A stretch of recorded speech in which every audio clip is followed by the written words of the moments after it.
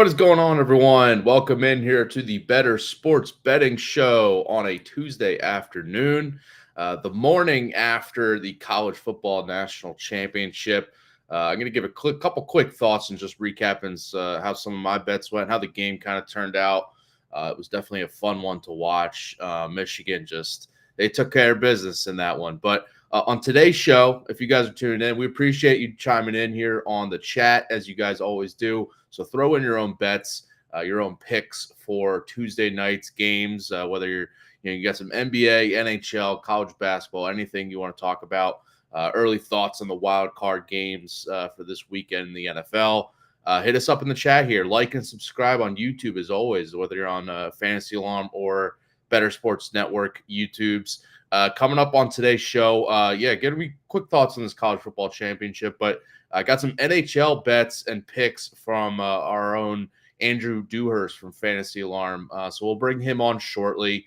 And then got to give some college basketball bets out for Tuesday night because this is a big slate. These Tuesday, Wednesday slates are huge for college hoops.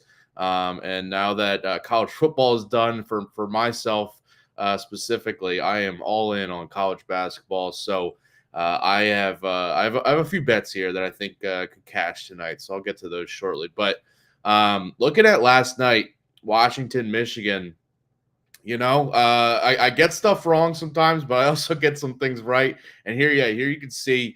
I honestly, I had a good read on this before the game, and I gave out these bets yesterday. Michigan against the spread, the under in the game. Took the team total under for Washington. A couple props hit there for Donovan Edwards, Jack Westover. Missed on a couple there, as you could see. Took a chance on the Colston Loveland anytime touchdown. He had a big game, went over his yardage prop, which I kind of suggested. Didn't ultimately go there, but Jalen Polk was limited. The Washington first quarter did not cash.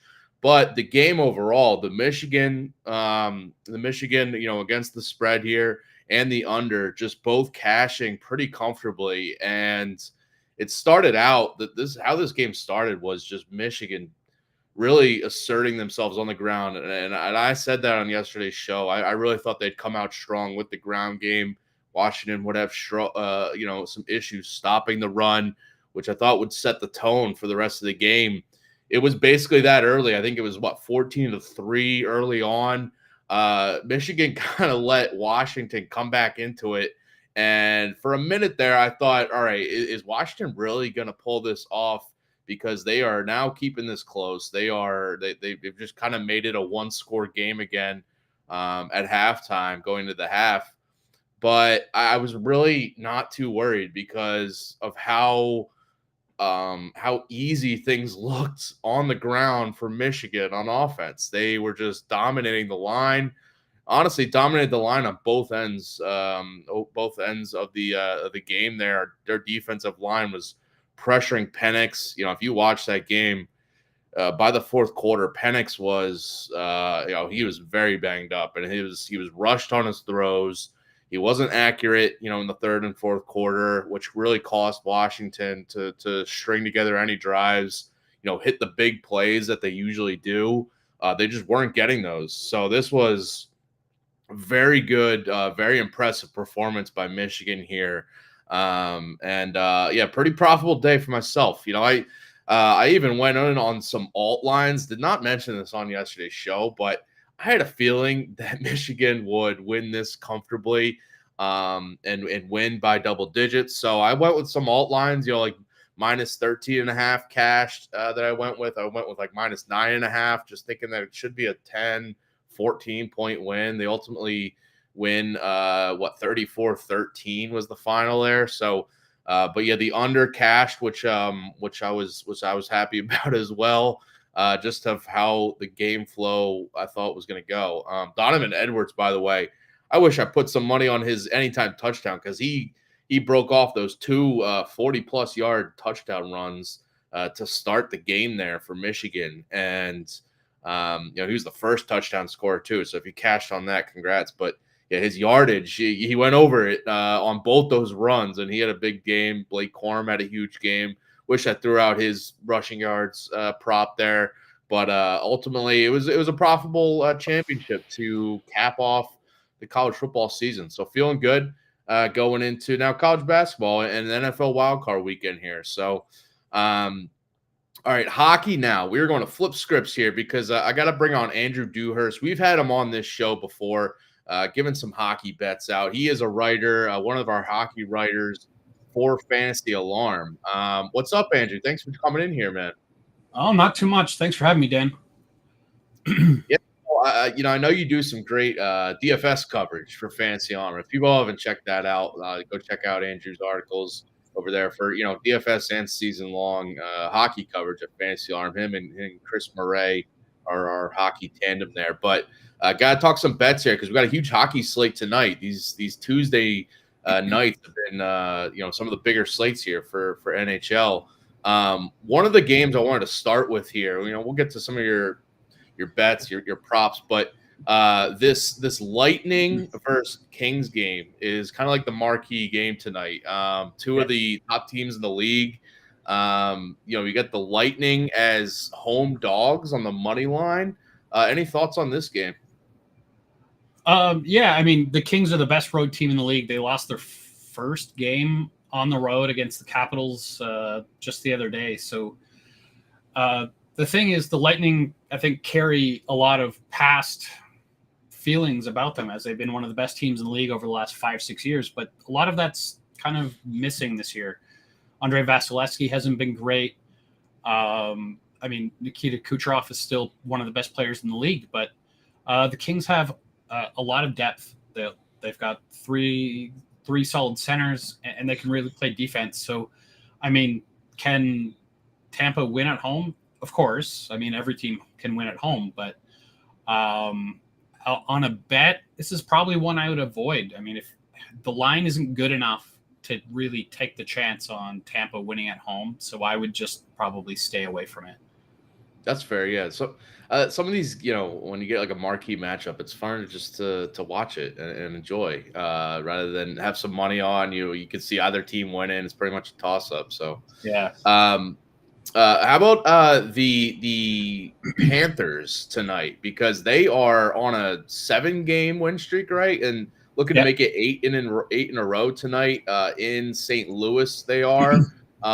Money line is a little heavy, a little expensive there, but you could look at them on either the puck line or to win in regulation there. But any thoughts on that one with the Panthers trying to win 8 in a row? Yeah, this is one I really like. I like the Panthers on the money line. Earlier today when I looked at it, it was at minus 180, which isn't terrible. I mean, there's way worse lines out there today. And for one of the Panthers stars, Matthew Tkachuk, this is a homecoming. He's from St. Louis. Yeah. He famously went to high school with Boston Celtics star Jason Tatum. You can only imagine what those gym classes would be like. But yeah, I like that game. I like the Panthers to win, and I would even be willing to take Tkachuk as an anytime goal scorer today. Okay. Yeah. What's his odds to anytime goal scorer? It was plus money earlier. Okay. I did have it in front of me, but I can come back to it. Okay. Pulling it up right now. Plus 160 for anytime goal scorer on BetMGM there. So Matthew Tkachuk and the Panthers, you could do a little maybe parlay, right? Do you like his shots or shots on goal too? Yeah, I think again in a matchup with somebody like Tkachuk who shoots the puck a lot, if you like the Panthers to win and you've got a feeling he's going to score, you might as well take all three. All right. All right. Anywhere else you want to go with these game bets? We'll get to some more props in just a second, but for in terms of game bets for tonight, where are you going with one of your picks? The other one that really stood out to me is Arizona at home against Boston. Boston played last night in an overtime game against Colorado. They got to travel from Denver from the altitude into the desert. Arizona's a plus 136 as a home dog. So I like the Coyotes today. They're 6-4 in their last 10, which isn't terrible. And I think Boston's primed for a loss on the road tonight. Yeah, yeah. I was talking to our producer before today's show, Adam Bernard, and he's a hockey guy too. He's glued in, and he suggested that might be a game where we could see taking Colorado at home as the home dogs there with Boston on the back to back there. Yeah. All right. Any other game bets that you like for tonight? Those are the ones that stood out to me today. Okay. How about the props? Any goalie props, goal score props, or shots? Shots on goal. Yeah. Anything like that? I had two that stood out to me. They're in the same game. The Sharks and the Maple Leafs. So this one's probably going to sound a little bit odd, but I'm going to take under 4.5 shots for Austin Matthews today. He was plus 105 on the under. And the thought here is that this game isn't going to be close, and Matthews won't play a lot of minutes. So his ability to get shots is going to be reduced. I wouldn't be surprised if this was like the final score was somewhere between like 4 and 7-0, something like that. But I think Toronto Stars will get much of the night off. As I think it's not unreasonable to see them up to an early lead and then, them passing the puck more and shooting less than you'd typically see for the Maple Leafs. All right, a little contrarian there, taking the under on a star player. Like it. How about with that game? Before we get to the other prop, I see the Maple Leafs, minus 450 on the money line, but 2.5 is the puck line here. But you can get plus odds on BetMGM. Like if you think, as you're saying, it might be 4-0, it might be 7-0. Would you take a chance on that puck line? Yeah, I mean, the Sharks are probably the worst team in the league, and I don't think it's particularly close. So, I mean, you can almost the Sharks against any of the better teams in the league taking the puck line with the plus just makes sense. Yeah. All right. You said you liked another prop today. Yeah, the other one I like there is Mario Ferraro over 2.5 shots blocked. It's at plus 110. Ferraro is one of the top shot blockers in the league. And I think there'll be easily enough shots for him to get over plus to get the 3 blocked shots in this game. Yeah, even if he's given up a few goals, he can still get the blocked shots, right? That's right. All right. So those are like the two props you like, the under on Austin Matthews, and then the block shots there for Ferraro. Any other props you like tonight? Goal scorer props or anything? No, those were the ones that stood out to me. I mean, plus the Kachuk anytime goal scorer. But yeah, as far as that's what I saw from the props today when I looked through everything. Gotcha.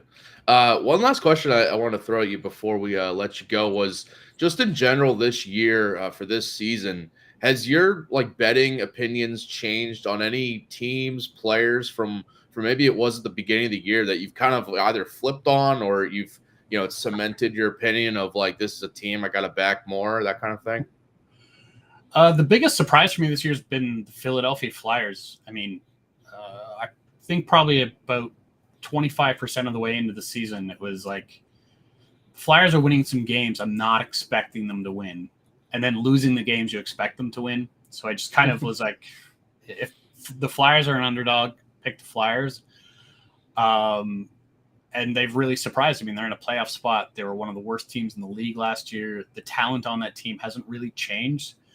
So, I mean, I'm not going to be surprised if they fade really hard in the second half of the season. But today, I think the same rules kind of apply. I mean, the Flyers are just a tough team to play against, but they don't always show up against teams they should win. So I would continue to ride that. You see the Flyers playing, Boston. They're playing Colorado. They're playing, Florida. I'd be willing to take them with plus money in those games and then avoid them when they're big pluses. I mean, they've lost to teams like San Jose and some games that they should have won by now. But that's the nice thing about betting. You can just ride it until it doesn't work. Yeah, losing to San Jose is not a good look. No, but so you're saying bet on them when they're underdogs, fade them when they're favorites. Basically, yeah. That's been it's worked. I mean, I remember it was a 2-game span. They went to LA, beat the Kings. They were a plus 200 on that game. go to San Jose. Everyone's like, "Yep, Flyers are going to win this." They just beat the Kings. No, Yeah, it was 4-2 or something to the Sharks. Wow. Well, Andrew, thanks for coming on here, man. We always love to bring you on to give some hockey talk for us. I know I am, more of a newbie in the hockey betting space, so I'm glad to have you on. And let's see, go. The Kings Lightning should be good, but obviously you got those props going, you got your bets going. So, but thanks for coming on. You can follow Andrew if you haven't already at Andrew K. Dewhirst on Twitter. He is, again, one of our Fantasy Alarms hockey writers, him and Chris Murray, the duo there. What's coming up next for you? What DFS playbook today, tomorrow? What can we look for? I think I have the DFS playbook on Thursday. I just had it last night. So, and then I think I've got a light week other than that. So. All right. We'll keep an eye out for your work at Fantasy Alarm. Again, follow him on Twitter. And Andrew, we'll have you on again soon here because with the NFL season wrapping up, it's we got a lot of NBA, NHL, college basketball to talk about here. So we'll have you on again soon, man. Thanks. Sounds good, Dan. Thanks for having me. Thanks. All right, so those are some hockey picks for you guys. And again, moving forward on the show, we're covering a little bit of everything sports wise. So trying to have some more Andrew on, some of our other writers at Fantasy Alarm covering, we're covering every sport there at Fantasy Alarm. One of the sports for sure that I know I'm covering is college basketball. And tonight we got a huge slate of games. I want to bring our producer here, Adam Bernard, because he's going to help me out with just making some picks here. I got some bets here. I don't think, Adam, do you have any bets for college basketball you want to throw out? No college basketball bets, but I do agree with the Andrew pick on the Coyotes catching the Bruins on a back-to-back after playing in Colorado. Yeah, I think that's a great place to catch the Coyotes, who play. They might be a playoff team this year, like a bottom wild card team, but they might be a playoff team. So, any other bets that you did like tonight? The Panthers on the puck line was one I was looking at, plus 135, and then the Jets on the puck line minus a puck and a half, even money at home against Columbus also might be a good one to look at too. All right, a lot of hockey voices on today's show. Love it. Yeah. All right, so some college hoops tonight. Coming up after this show, I will have the college basketball DFS playbook up on Fantasy Alarm, so keep an eye out for that because. Huge slate here. We're full into conference season now. The non-con schedule is over, so we got a lot of good conference games all across the country. All the conferences, pretty much involved tonight, tomorrow, Thursday. Got a little bit of everything. So we're gonna bounce around here to a few really good matchups I like tonight, though. Yeah, first one you got the Bearcats, who are 10-0 at home. They're taking on Texas tonight, and you think they'll go to 11-0. Yeah. So first off with this, just an interesting trend over recent years, going back a bunch of years now, is non-ranked home favorites against the top 25 team. They are very profitable against the spread. It's just one of those things where, you have the AP ranked team here in Texas, but in maybe the national view or like the general fan view that, these AP voters they have them as the 25th ranked team, but Vegas is telling us that Cincinnati is the better team. I mean, you're at home is a big advantage. There's a reason they are favored here. So I'm rolling with that. But just in further into that, not just blindly going with that, is that Texas is a team that's just not proven to me this year. They just looking like one of those kind of overrated teams. I expect them, as I assume they're going to lose here at Cincinnati, probably drop out of the top 25 for next week's poll. But they haven't proven that they can beat good teams yet. They're 0-3 straight up against teams in the top 50 of KenPom, losing all three by double digits. Their only road game so far was at Marquette, and it was a 21-point loss. So they haven't proven they can win on the road yet this year. They just lost at home by double digits to Texas Tech on Saturday. So that was another one of their top 50 KenPom matchups that they, again, had not proven yet. On the road or on neutral courts this year, they're 1-3 against the spread. So have not proven that they can win either on the road or on a neutral court consistently. And Cincinnati's coming in here carrying a lot of momentum because they just got a huge road upset over BYU over the weekend, and they're coming into this one. There's their first home game as members of the Big 12 Conference, which is notable. New members of the conference this season, and they have a really good home crowd environment there in that stadium. And I think they're going to be really amped up for Cincinnati here with a ranked Texas team coming in here, a traditional Big 12 Texas team that Cincinnati, I think that the crowd behind them, they're going to be amped up to get this win. This is Cincinnati's best team in about 4 or 5 years too. So I think the crowd knows that and know they got a really good chance to get a marquee, resume boosting win here at home. I like Cincinnati here to win and cover the 5.5 spread. Bearcats at home against the Longhorns. That pick will certainly make Kenyon Martin and Danny Fortson very happy there at Cincinnati. So we switch things over to the Big Ten that has 30 teams or whatever it is now. Lost track. Yeah, next year, we got USC, UCLA. So we got Nebraska, one of the original teams to make the jump, hosting Purdue, who was a part of the original 11 of the Big Ten, which whatever. Bryce Williams right now shooting 43.9% from the field, averaging 12.6 points per game over his last 10 for the Cornhuskers. You think he can help keep it close tonight? Yeah, he is one of the guys for Nebraska that I'm counting on to have a better game tonight. Him, CJ Welcher, and Kaisei Tominaga of Nebraska are the guys that need to be good from three specifically in this matchup, because that is how they're going to have to keep this close or pull off the upset here against Purdue, because the challenge of beating Purdue is obviously there's limiting Zach Edey in the middle, but you can only do so much against him. But it's hitting those threes from beyond the arc when you can't really score inside against Edey as well.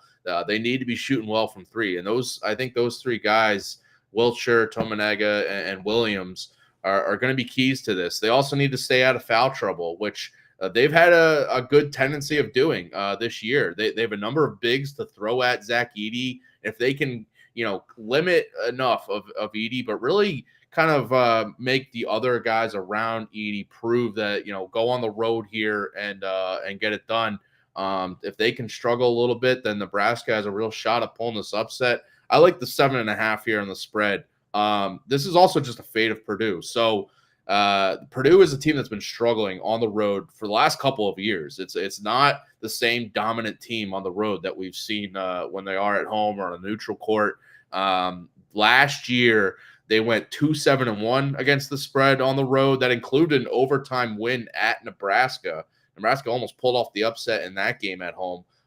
So I feel like that maybe in the back of their mind to try to get it done now this time. But 2 years ago, 3-6-1 against the spread on the road for Purdue. So this is a Purdue team that's had a history of, either suffering some outright, upset losses or just, winning close on the road. And looking back at Nebraska versus Purdue, when Nebraska's been at home, they're 4-1 against the spread in the last 5 meetings between these teams. When Nebraska has that home matchup, and that includes last year's overtime loss at home. So, yeah, give me the Cornhuskers that just keep this close enough. Purdue recently getting up into the top spot in the rankings, and they're going to get a road test in Lincoln tonight in the conference. Let's head over to a little Baylor BYU. Jackson Robinson coming off a rough outing against the aforementioned Cincinnati Bearcats, only 5 points in that game, and it's just been a kind of a bumpy stretch for him, and it's not going to get any easier tonight against Baylor.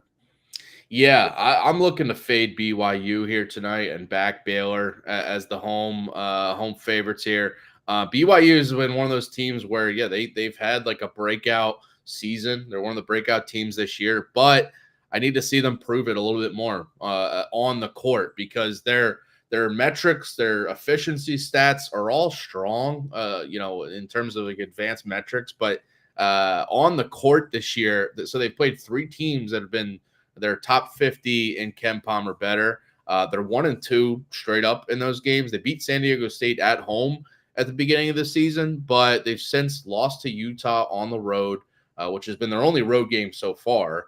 and then lost by 11 to Cincinnati at home on Saturday. As you were saying, they struggled. Robinson, but a lot of the guys that usually step up.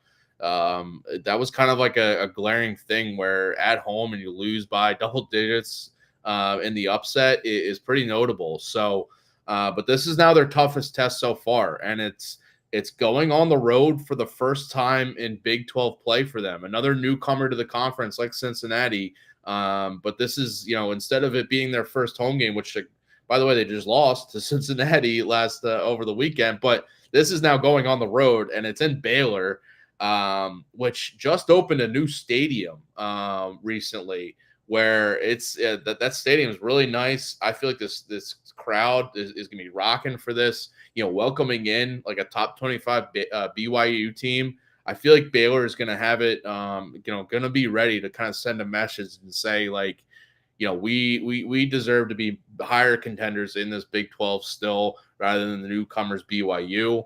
But I worry about BYU matching the athleticism and intensity that Baylor brings. In the front court with Yves Messi, future NBA guy, but in the backcourt too with Baylor is the highest 3-point percentage shooting team of college basketball. And I think that's going to matter in this spot. If they kind of get rolling, they start hitting threes at home.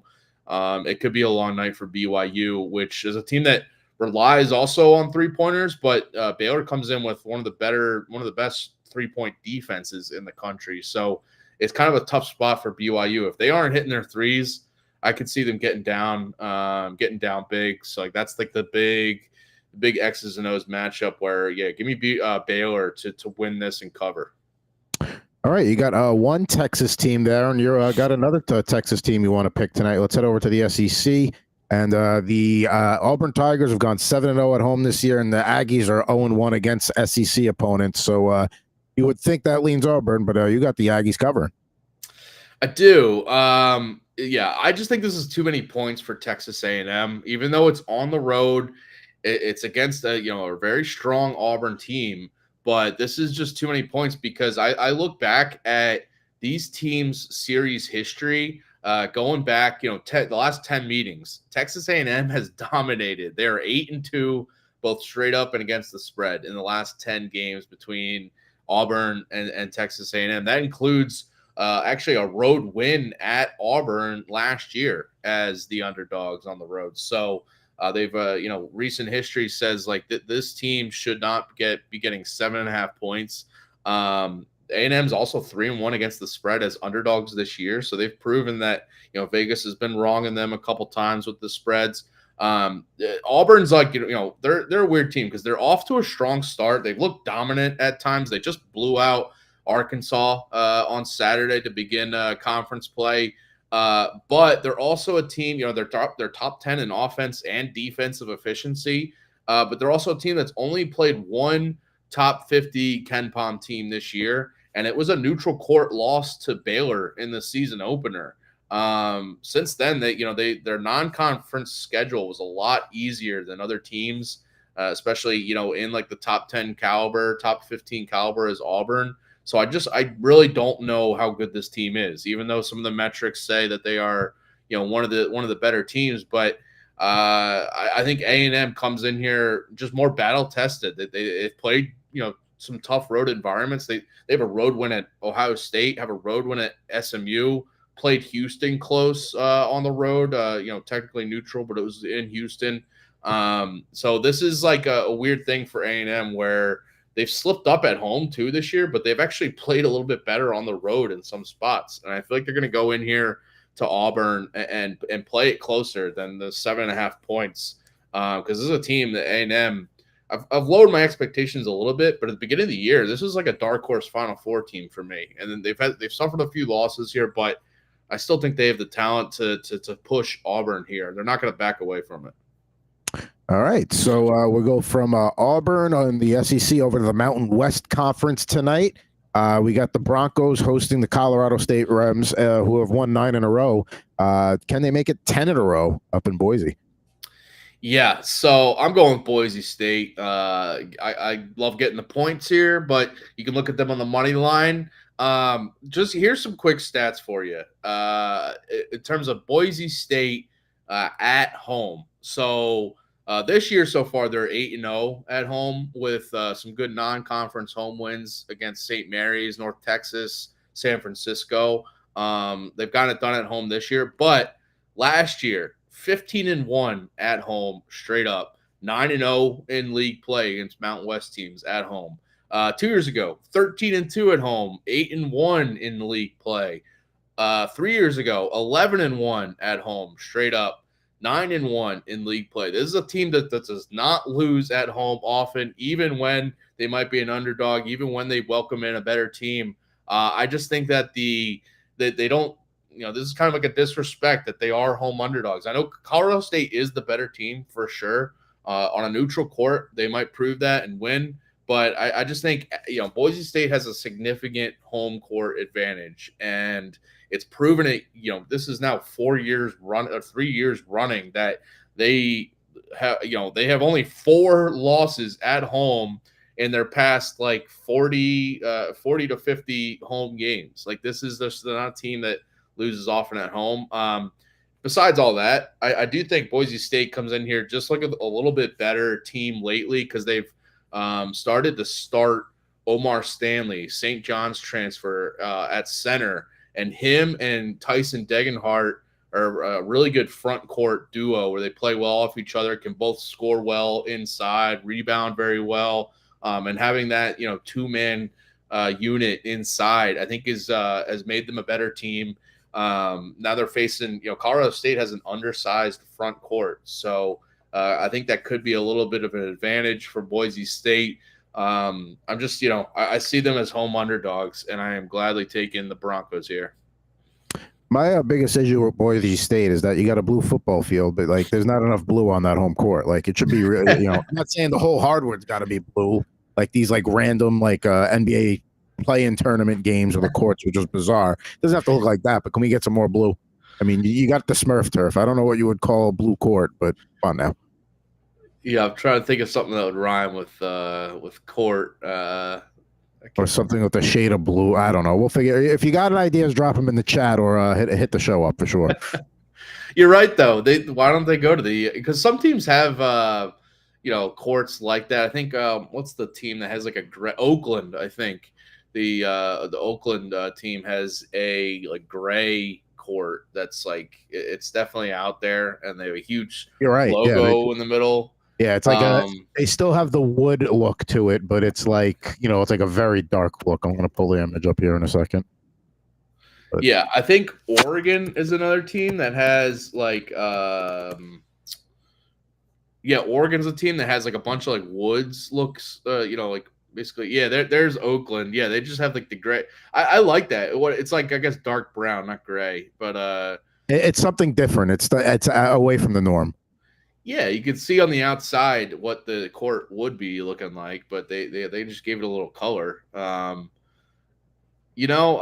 It's interesting because I think people initially hated those NBA courts, but once the NBA in-season tournament went along, I think people kind of warmed up to it and was like, this is kind of cool. It feels different, I mean, I feel like if you're going to get experimental with it, it's got to be the college courts because you have a little more freedom there. But, I'm just saying, a little more blue in your court. That's all I'm asking for, Boise State.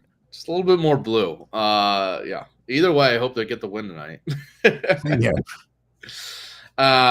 All right, so that's about it for us. Should be thank you, Adam, for jumping on here. Should be a fun night in college basketball. Again, Andrew Dewhirst came on to give out some hockey picks. And good luck with all your own bets on tomorrow's show. Getting to talk some little NBA, some more college basketball for sure, and a little bit of everything on this Bettor Sports Betting show. Giving out some hopefully some winning picks. And if you followed last night college football, they are cashing here. So coming up after us later tonight, today at 5 p.m. Eastern, we got the NBA DFS live show with John Mpemba and James Grande. So tune into that for all your NBA fix for tonight's smaller slate for the DFS. And head over to Fantasy Alarm if you haven't already. Check out all the articles we got for every sport going on. Playoff fantasy football if you're doing that, but obviously DFS for for all the major sports going on right now. Tomorrow, we'll see you guys then. NBA, college basketball, all that good stuff. Thanks for tuning in here on the Bettor Sports Betting Show, 2 p.m. Eastern here every day on Bettor Sports Network and Fantasy Alarm YouTube channels. Like and subscribe as always, and we'll see you guys tomorrow. Bettor Sports Betting on the Bettor Sports Network.